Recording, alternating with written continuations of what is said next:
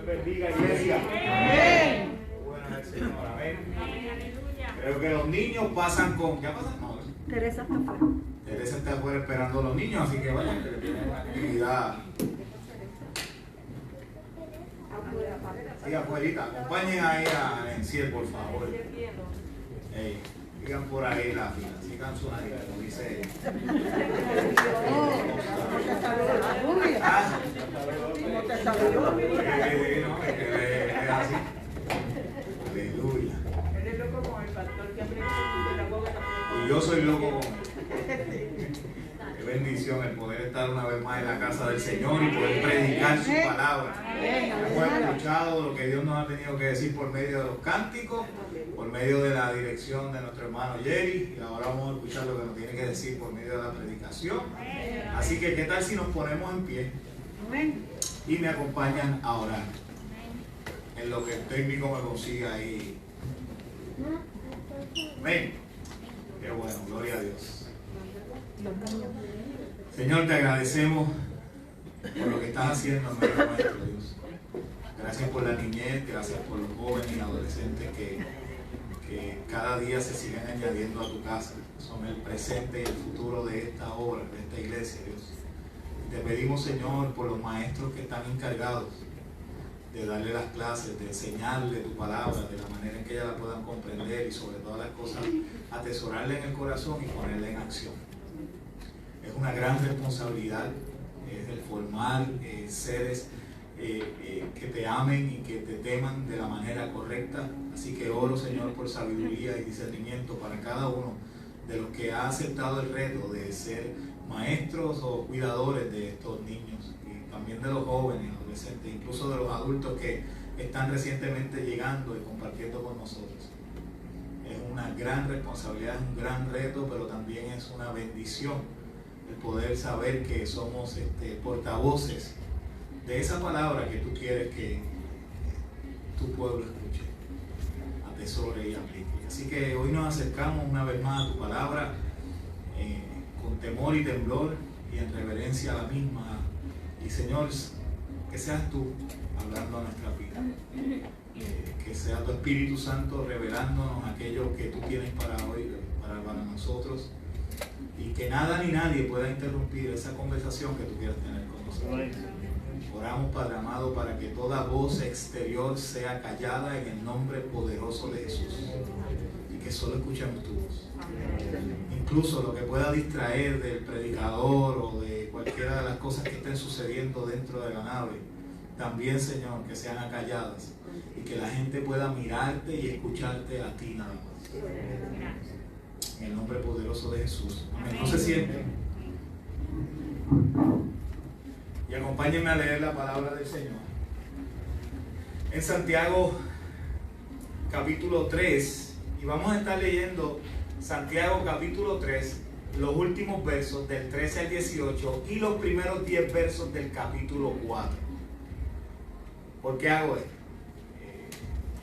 En las clases hemos enseñado, y para el que no lo sepa, tanto los capítulos como los versículos han sido puestos después para beneficio nuestro a la hora de buscar alguna cita o algo así, pero tanto la carta de Santiago como cada uno de los libros que aparecen en la Biblia son libros y cartas abiertas, o sea, así que tienen una continuidad, ¿verdad?, de lo que están diciendo. Así que si usted ve que del 3 al 4 uno brinca, no imagine que son dos cosas diferentes, sino que es una misma carta. Todo el libro de Santiago, capítulo 3, va a estar puesto en la página, o sea, en el televisor, pero quiero que escuche esto porque voy a seguir leyendo de corrido los últimos versos del 3 y los primeros 10 versos del 4. ¿Está bien? Así que acompáñenme a leer la palabra del Señor en el nombre del Padre y del Hijo y de su Espíritu Santo. Amén. Santiago 3 dice, versos 3 en adelante: si ustedes son sabios y entendidos,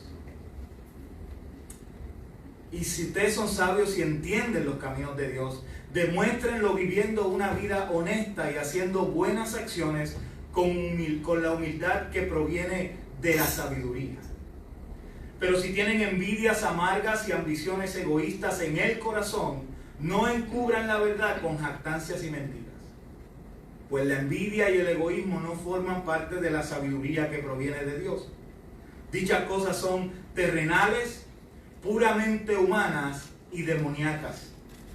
Pues donde hay envidia y ambiciones egoístas, también habrá desorden y toda clase de maldad. Sin embargo, la sabiduría que proviene del cielo es, ante todo, pura y ama la paz. Siempre es amable y dispuesta a ceder ante los demás. Está llena de compasión y del fruto de buenas acciones.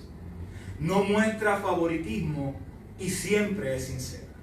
Y los que procuran la paz sembrarán semillas de paz y recogerán una cosecha de justicia. ¿Qué es lo que causa las disputas y las peleas entre ustedes? ¿Acaso no surgen de los malos deseos que combaten en su interior? Desean lo que no tienen, entonces traman y hasta matan para conseguirlo. Envidian lo que otros tienen, pero no pueden obtener. Por eso luchan y les hacen la guerra para quitárselo. Sin embargo, no tienen lo que desean porque no se lo piden a Dios. Aun cuando se lo piden, tampoco lo reciben porque lo piden con malas intenciones. Desean solamente lo que les dará placer. Adúlteros, dice Santiago. ¿No se dan cuenta que la amistad con el mundo los convierte en enemigos de Dios? Lo repito, si alguien quiere ser amigo del mundo, se hace enemigo de Dios. ¿Acaso piensan que las escrituras no significan nada? Ellas dicen que Dios desea fervientemente que el Espíritu que puso dentro de nosotros le sea fiel. Y Él da gracia con generosidad. Como dicen las escrituras, Dios se opone a los orgullosos, pero da gracia a los humildes. Así que humíllense delante de Dios, resistan al diablo y Él huirá de ustedes. Acérquense a Dios y Dios se acercará a ustedes. Lávense las manos, pecadores, purifiquen su corazón, porque su lealtad está dividida entre Dios y el mundo. Derramen lágrimas por lo que han hecho, que haya lamento y profundo dolor, que haya llanto en lugar de risa y tristeza en lugar de alegría. Y el verso 10 dice: humíllense delante del Señor y Él los levantará con honor. El Señor bendiga su palabra. Se pueden sentar.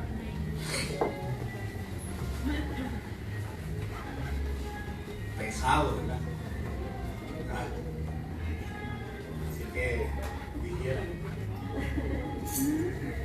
Esta parte de la carta escrita por Santiago a la iglesia emergente es un ataque directo a todos aquellos que actúan de manera contraria a cómo debería actuar cualquiera que esté disfrutando de la sabiduría que proviene de lo alto, o sea, de la sabiduría de Dios. En mi última predicación en relación a esta carta, la carta de Santiago, hablamos del poder que tiene la lengua, refiriéndose el autor, ¿verdad?, a las palabras que salen de nuestra boca. Vimos cómo las mismas, bien utilizadas, pueden ser de gran beneficio, transformando a todo aquel que las escucha. Incluso hemos podido ver a través de la historia de la humanidad cómo sociedades completas han cambiado su manera de pensar, incluso hasta de comportarse, gracias a que hombres y mujeres se dieron cuenta de los abusos que habían y las injusticias en su entorno, levantaron una voz de alerta y así crearon conciencia en medio de la sociedad e impulsaron grandes cambios, cambios que hoy nosotros disfrutamos. Pero también vimos en la última predicación cómo ese mismo órgano, refiriéndome a la lengua o a las palabras que salen de la boca, tienen el poder de, como el fuego, lograr destrucción a grandes escalas. Definitivamente Santiago tiene mucha razón. La lengua es indomable. Ella va a soltar todo su veneno, o mejor dicho, el veneno que nosotros produzcamos. Porque como bien dice Jesús en Mateo 12:34, de la abundancia de nuestro corazón habla ¿qué? La boca. El proverbista también comparte en su libro, en el libro de los proverbios, algo parecido y que se ajusta muy bien a lo que tanto Jesús como Santiago quiere que atendamos en esta y que aprendamos por medio de su palabra. Proverbios 10:32 dice: los labios del justo habla palabra provechosa, pero la boca de los malvados habla perversidad. Así que creo que está bastante claro que nuestra lengua, la palabra que sale de nuestra boca, va a causar su efecto en reacción a lo que atesoramos en nuestro interior. Vamos a hablar lo que está aquí. Ahora bien, en los últimos versos del capítulo 3 que acabamos de leer, vemos cómo Santiago hace un contraste entre el daño provocado por las palabras cuando son inspiradas por nuestra humanidad terrenal, materialista y hasta cierto punto demoníaca, como él mismo lo llama, y la sabiduría que proviene de Dios, resaltando los resultados o frutos que se vuelven visibles en todo aquel que la atesora y la pone en práctica, aquel que pone y atesora la sabiduría de Dios. Cuando hablamos de daños, cuando me refiero aquí a los daños, hablo de los daños, no me refiero a daños a terceros necesariamente. Capturen la atención nuevamente acá.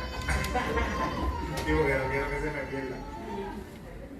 Cuando hablamos de daños, ¿verdad? No nos referimos a terceros necesariamente, sino en el interior, ya que el fuego que emana de la lengua no sale sin antes provocar daños catastróficos en nuestro interior. Lo que sale de nuestra boca, por lo general, siempre va a hacer daño o ya ha hecho daño dentro de nosotros. Santiago resume los deseos o actitudes en el interior del ser humano y causantes de esta destrucción interna en dos: envidias y ambiciones egoístas. Envidias y ambiciones egoístas. Pues estas son las responsables de todo tipo de desorden, dice él, y de toda clase de maldad. Envidias y ambiciones egoístas. Y es curioso, pues son las mismas dos cosas que hicieron a Satanás levantarse en contra de su creador. Envidia, el saber que no era igual a Dios. Y esa ambición egoísta por tener todo el poder que solo nuestro creador tiene. Lo llevaron a hacer lo que estaba haciendo, lo que hizo. Es por tal razón que Santiago nos advierte que esas actitudes no forman parte de la sabiduría que proviene de Dios, ya que a través de la historia de la humanidad han sido como una enfermedad terminal, acabando con todo aquel que se ha contagiado de ella.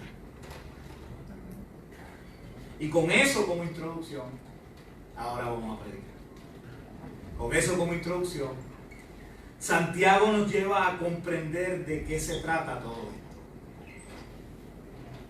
Qué es lo que proviene de la sabiduría de lo alto y por qué es tan importante, como él mismo cita en Santiago 1:5, pedirle a Dios que nos capacite con la misma.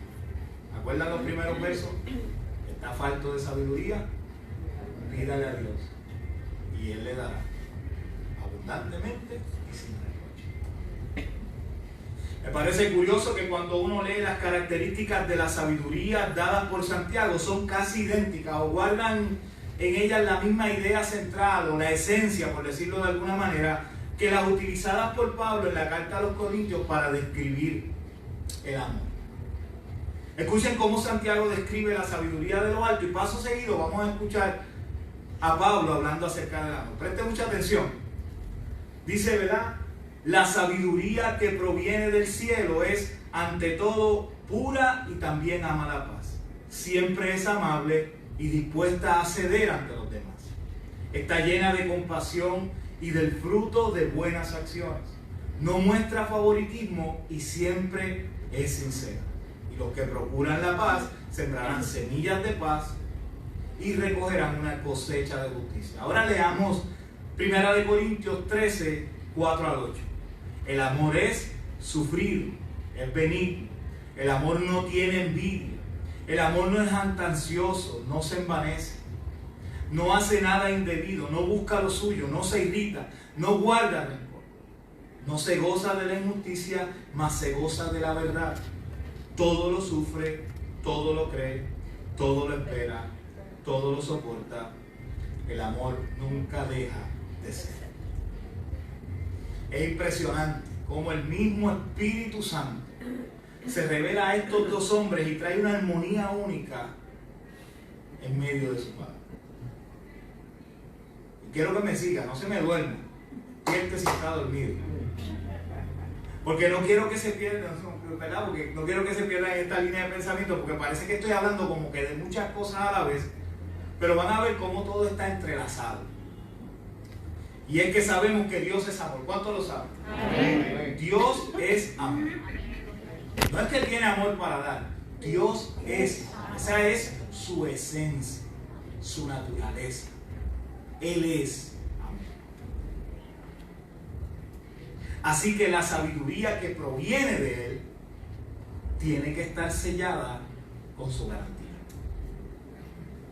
Esto significa, escuche bien para que no sea engañado, que aquel que dice ser sabio y no ama de la manera que Pablo describe el amor en esos versículos que leímos, es muy posible que su sabiduría provenga de otra fuente y no de Dios. Si no ama así, por más sabio que se cante, por más estudiado de la palabra que diga ser, hay que verificar de dónde está viniendo su fuente de sabiduría. Amén. Amén. Santiago habla de la sabiduría de lo alto, o sea, aquella que es dada por Dios mismo a sus hijos y que sin la cual suceden cosas en medio de la iglesia lamentables y las cuales en los primeros versos del capítulo 4 Santiago llama nuestra atención. Él comienza con dos preguntas para abordar el tema. Él dice, ¿qué es lo que causa las disputas y las peleas entre ustedes? ¿Acaso no surgen de los malos deseos que combaten en su interior? Vuelvo y la repito, ¿qué es lo que causa las disputas y peleas entre ustedes? ¿Acaso no surgen de los malos deseos que combaten en su interior? Dos preguntas estratégicamente usadas para llamar la atención o señalar estas situaciones en particular de las que, si no tenemos cuidado, podrían colarse en nuestras congregaciones si no es que ya lo están. Si no tenemos cuidado, podrían colarse en nuestra congregación, aquí. Y oramos al Señor para que eso no suceda.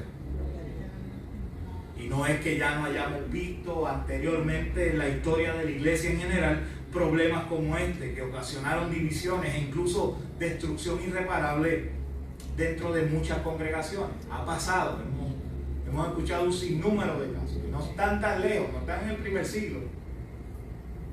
Problemas como estos han terminado por completo iglesias prósperas y saludables, iglesias enormes, mega iglesias saludables, con todos los ministerios, con todos los dones, han sido exterminadas porque problemas como estos han entrado y han destruido lo que hay. Así que es sumamente importante prestar atención a lo que Dios nos quiere enseñar por medio de esta carta. Me parece interesante que Santiago señale el problema, pero también la raíz del mismo en estas dos preguntas. Él les está diciendo, ok, su problema son las peleas entre ustedes y las constantes discusiones. Pero esto está siendo provocado nada más y nada menos que por su condición interna, por la lucha que tienen con su peor enemigo. Y aquí yo he predicado ya un sinnúmero de veces de quién es ese peor enemigo. Nosotros. Y prosigue señalando todo lo que en el interior de las personas estaba sucediendo. Dice, las envidias, ambiciones egoístas pueden llevar al ser humano a tal extremo que si no consiguen lo que desean del otro, entran en estas guerras ya mencionadas y son capaces de matar si es necesario por conseguir aquello deseado. Y usted podrá decir, pero pastor, esto es exagerado, ¿cómo vamos a pensar nosotros que en una iglesia va a suceder eso a nivel de matar por la envidia que podemos sentir? No, eso no puede pasar. Eso pasaba en ese tiempo, pero ahora no. ¿Qué nos enseñó Jesús en el Sermón del Monte? Todos nos recordamos de la versión amplificada de la ley, del adulterio. Si adulteras y si nada más piensas, muy bien. Pero antes del adulterio, Jesús menciona otro. Amplificación de la ley. Mateo 5, 21, 22. Dice, nueva traducción viviente, han oído que a nuestros antepasados se les dijo, no asesines. Si cometes asesinatos, quedarás sujeto a juicio. Pero yo os digo, dice Jesús, aun si te enojas con alguien, quedarás sujeto a juicio. Es más, si llamas a alguien idiota, corres el peligro de que te lleven ante el tribunal. Y dice, no se queda ahí. Y si maldices a alguien, corres el peligro de caer en los fuegos del infierno. Wow. Así que no tenemos que literalmente matar a algún hermano de la iglesia para que seamos considerados asesinos en el tribunal del cielo. Escuche lo que Dios tiene que decir en esta mañana. Nuestras palabras tienen más poder que cualquier arma. Y eso nunca lo olviden. Nuestras palabras. Las envidias y ambiciones egoístas que anidan en el corazón de muchos eran y siguen siendo como un cáncer que se come todo en el interior de aquel que las alberga. Son una enfermedad terminal si las dejamos anidar en nuestro interior. ¿Y todo por qué? Por la falta de sabiduría de Dios en el corazón y en la mente del creyente. Fíjese que Santiago le está hablando a una iglesia, una que tal vez necesitaba madurar. Es una iglesia nueva, una iglesia que está emergiendo, una iglesia que está comenzando a dar pasos de bebé, ¿verdad? Gateando, si pudiéramos decir. Pero ¿quién de nosotros se siente hoy lo suficientemente maduro? ¿Quién de nosotros se puede parar y decir con orgullo, no, ya yo sé bastante, ya yo no tengo que pasar más por esto? Me han escuchado decirlo anteriormente y lo seguiré citando, como alguien dijo una vez, el que no conoce su historia está condenado ¿a qué? A repetirla. El que no conoce su historia está condenada a repetirla. Y creo fielmente que Dios inspiró a hombres como Santiago, Pablo, Pedro y otros tantos a plasmar su historia en papel para precisamente eso, para dejarle a las generaciones futuras las historias de victoria, las derrotas y también las situaciones en los comienzos de la iglesia, para que las estudiemos detenidamente y que no cometamos los mismos errores. Para eso está la palabra de Dios, para conocer la historia. Sin embargo, pareciera que cada vez y según pasan los siglos, la iglesia, en vez de acercarse más a este libro, que nos puede dar esta guía de cómo vivir, se está alejando. En vez de acercarnos más, nos estamos alejando más de él. Porque esa sería la única explicación para que 2000 años después sigamos cometiendo los mismos errores. Tanto así que en vez de estar leyendo la historia de la iglesia, cuando nos acercamos a textos como estos, a las cartas que Pablo le escribe a la iglesia, en vez de estar leyendo la historia de la iglesia, pareciera que estamos leyendo una radiografía de nuestra iglesia, de la historia del presente de nuestra iglesia. Eso es lo que tenemos de fe. La sabiduría de Dios. Esa que todos nosotros debemos procurar diligentemente. Es la única que nos va a dar la victoria sobre toda situación. Incluso sobre nosotros mismos, cuando vengan esos momentos de carnalidad tratando de imponerse al Espíritu que Él ha depositado en cada uno de nosotros y que, como bien leímos, Dios desea fervientemente que le sea fiel a Él. Me encanta como esta versión lo dice, porque Dios desea, Dios anhela que el Espíritu que ha depositado en cada uno de nosotros le sea fiel.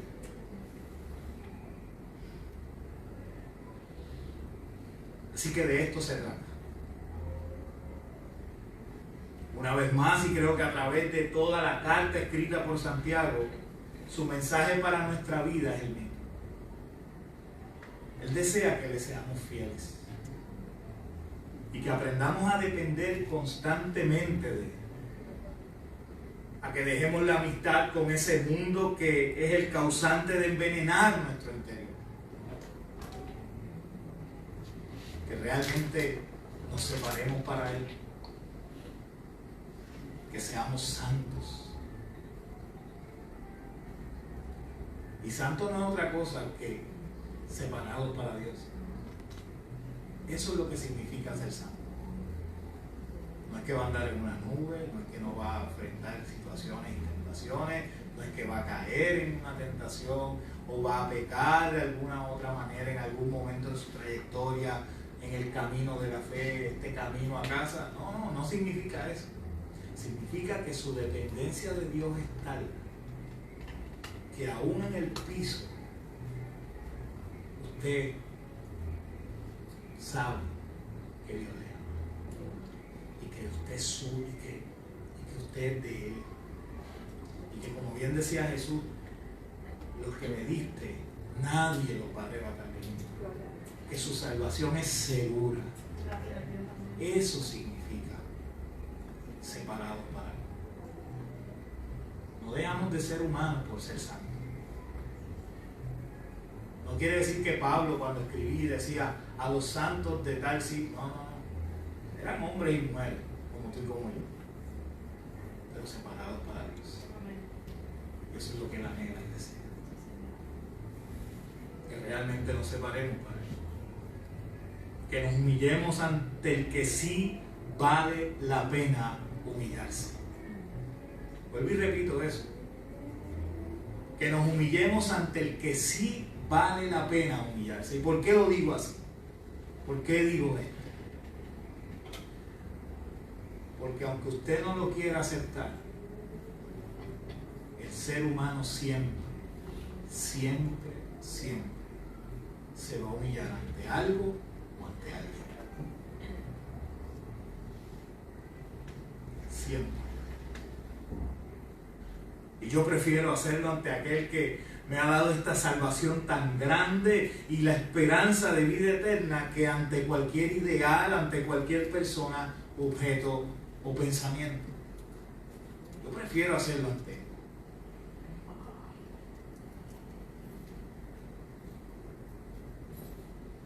Si nos acercamos a Él, dice Santiago, Él se acercará a nosotros. Si nos humillamos ante Él, Él nos levantará como hombre. Si le pedimos su sabiduría a Él, Él nos la dará abundantemente y sin reproches. Mis amados, de esto se trata. De que nos acerquemos a Dios. De que nos humillemos ante Él. Y de que no nos cansemos de pedirle que nos inunde con su sabiduría. No nos cansemos de pedirle. Humillémonos ante Él. Acerquémonos. Y en ocasiones estamos distantes. Dentro de las bancas, sentados en las bancas de la iglesia, estamos distantes. Pues esto es una mañana donde tú te puedes acercar una vez más.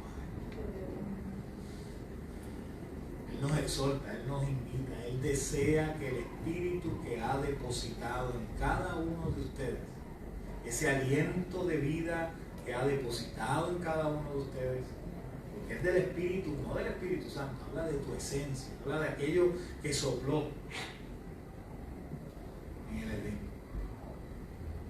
Que ese que eres tú, le sea fiel, que lo busque, que lo honre, que le agrade. ¿Qué tal si oramos? Inclina sus cabezas ahí. Y si en esta mañana quieres reconciliarte con el Señor o quieres comenzar de nuevo, o tal vez no has aceptado a Cristo como tu Salvador y en esta mañana has comprendido que esta palabra es para ti, que necesitas humillarte ante Él, que deseas acercarte a Él y pedirle de su sabiduría. ¿Y dónde está? Levanta tu mano. Quiero orar por ti. Deseas reconciliarte con Él. De igual manera, los hermanos y amigos que puedan estar conectados por medio de la página, si usted desea la oración, por favor déjenoslo saber por medio de los comentarios. Los tiempos son difíciles, señales de que su venida está cerca. Y yo no soy de los que predico o de los que me gusta predicar diciéndole ven, corre a Cristo porque Cristo viene y el infierno está cerca, o sea, todo este tipo de cosas. No. Yo quiero que tú vengas a los pies de Cristo porque sabes que es el único que te va a amar como nadie te ama. Que es el único que te valora por quien Él es para Él. Que es el único que te conoce desde la punta de los pelos hasta la punta de los pies. Y aún así te sigue amando y sigue creyendo en ti. Y tal vez el mundo ha dejado de creer en ti. Tu familia ha dejado de creer. Él no lo ha hecho. Él anhela que tu espíritu, aquel que ha depositado dentro de ti, le sea fiel. No extendiendo más el llamado, permítanme orar. Señor y Padre Celestial, ante tu palabra estamos. Te doy gracias por tu amor, tu inagotable amor y misericordia. Y por esa gracia que das generosamente, como bien dice Santiago. Y nos humillamos ante ti, Dios. Yo creo que el llamado es a todos. El acercarnos más a ti, el humillarnos ante tu presencia, el pedirte, Señor, que nos des tu sabiduría para seguir dando pasos de fe en medio de un tiempo y un mundo tan incierto y tan difícil de caminar en él, donde constantemente enfrentamos luchas, enfrentamos retos, enfrentamos tentaciones. Necesitamos tu sabiduría para poder seguir hacia adelante de eso y para poder caminar firme en la fe. Así que como iglesia te pedimos, Dios, que nos des sabiduría de lo alto. Nos humillamos ante ti y te pedimos, Señor, porque sabemos que tu sabiduría es la única que nos va a permitir seguir viviendo de la manera que tú quieres que vivamos. En el nombre poderoso de